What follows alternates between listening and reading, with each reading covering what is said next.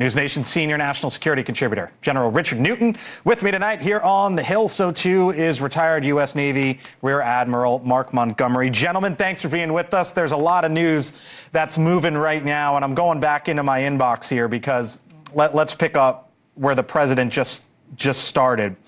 General Newton, it sounds like coming out of these meetings today that the next step is for Vladimir Putin and Vladimir Zelenskyy to get in a room together. And then at that point, President Trump says there would be a three-way meeting involving himself. Well, Blake, good to be with you and Mark this evening. I'm going to call that progress. If you think back 72 hours or so ago in Alaska, which really teed up this summit with President Zelenskyy, then an expansive summit with these European leaders in the White House, along with President Zelenskyy. I think that would be a good thing that you now conduct a trilateral summit. But the bottom line here, and the president has to know this, you certainly can't trust Putin.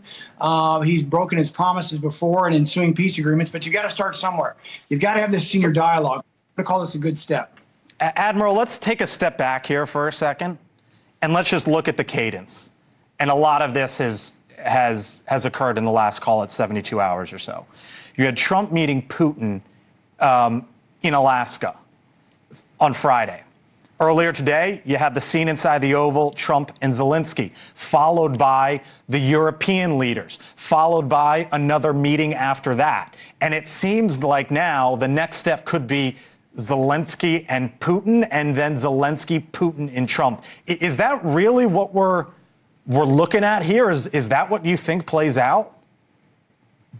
Well, yeah, thanks for having me. And it has been, quite a raucous 72 hours. Yeah. That the first meeting with Putin and Trump. Here's what I'd say: the best part of today was having the Europeans present.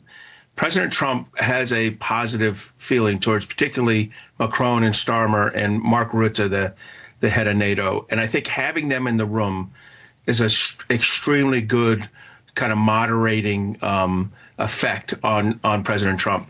But in the end, they're probably not going to be in the room at the next set of meetings. And that worries me a little bit. And I especially think there's a lot of push-ups that need to be done between now and a meeting where only Zelenskyy and Putin are in the room. There's just I understand disagreement. I understand your worry, Admiral. And look, you've been on the ground there. You know this inside and out more than I ever will.